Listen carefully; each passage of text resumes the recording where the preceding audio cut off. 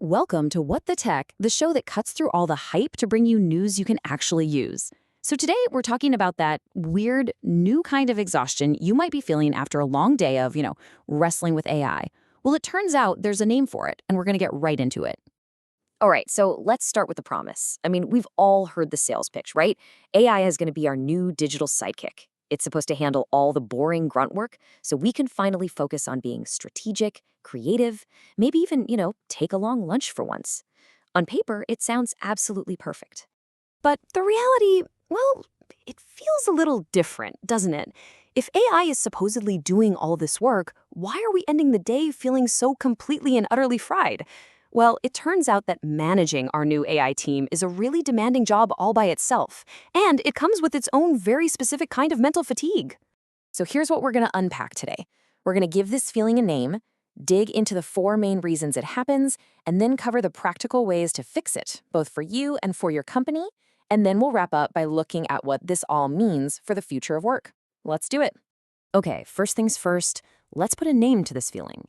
Researchers over at Boston Consulting Group have actually come up with a new term for this very specific type of mental exhaustion.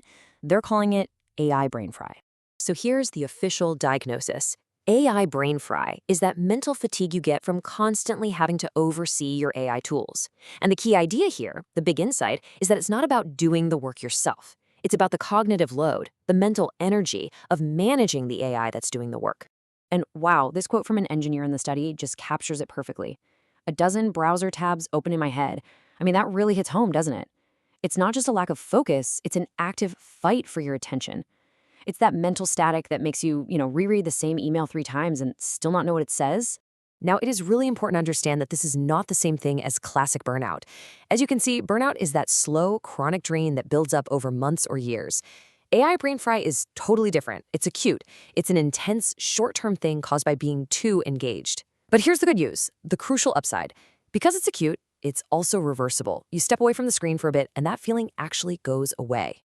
And, just to be clear, this is also not the same as work slop, which is the new slang for all that low-quality, nonsensical stuff AI generates that you then have to fix.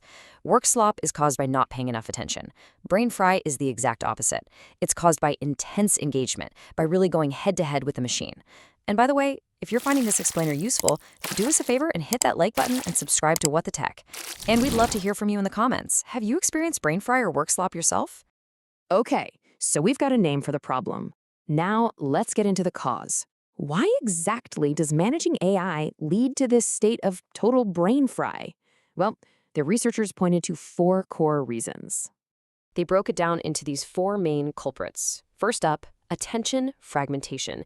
Your brain is just being pulled in a million directions trying to manage different AI tasks.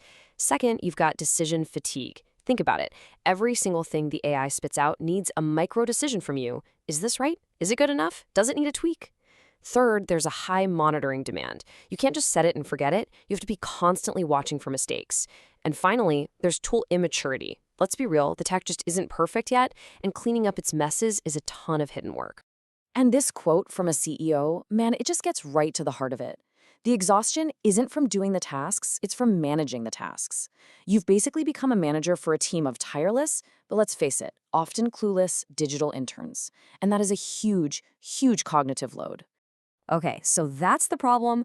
What in the world is the fix? Let's get to the news you can use part and talk about the prescription for you, the individual. What can you actually do starting today to fight back against AI brain fry? Thankfully, the research points to a really clear 4-step playbook for all of us.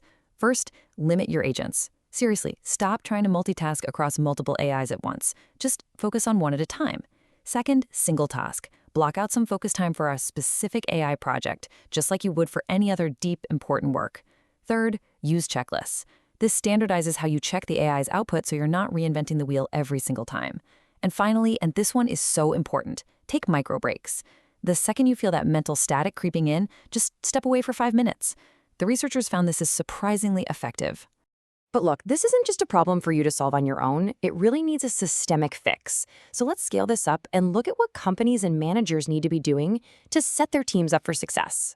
For this whole AI thing to work at scale, leaders need a totally new playbook. First off, they have to draw really clear lines in the sand. What is the human's job and what is the AI's job? Next, they've got to stop the tool overload. Don't overwhelm your team with a dozen different AI options. They also need to train people on how to oversee AI, not just how to use it. And this one is crucial. Companies need to start measuring cognitive load, not just raw output. And finally, they have to set crystal clear quality standards to stop that work slop we talked about from ever getting to an employee in the first place. So let's zoom out one last time. What does all of this mean for the future of work? Where are we headed with these incredibly powerful but also super demanding new digital partners? And this, right here, this is really the key takeaway from all of this. The answer is not to slam the brakes on AI. That ship has sailed. The technology is here to stay, and its potential is just massive. The real solution is to be more thoughtful, more deliberate, to consciously redesign our workflows and our roles to work with this technology, not against it. It's all about reducing that cognitive friction. Which really leaves all of us with one big question to think about. As these tools get woven deeper and deeper into our daily work, we have to ask ourselves, are we intentionally managing our AI, or is our AI unintentionally managing us? The answer to that is going to define the next era of work. Thanks for watching WtT.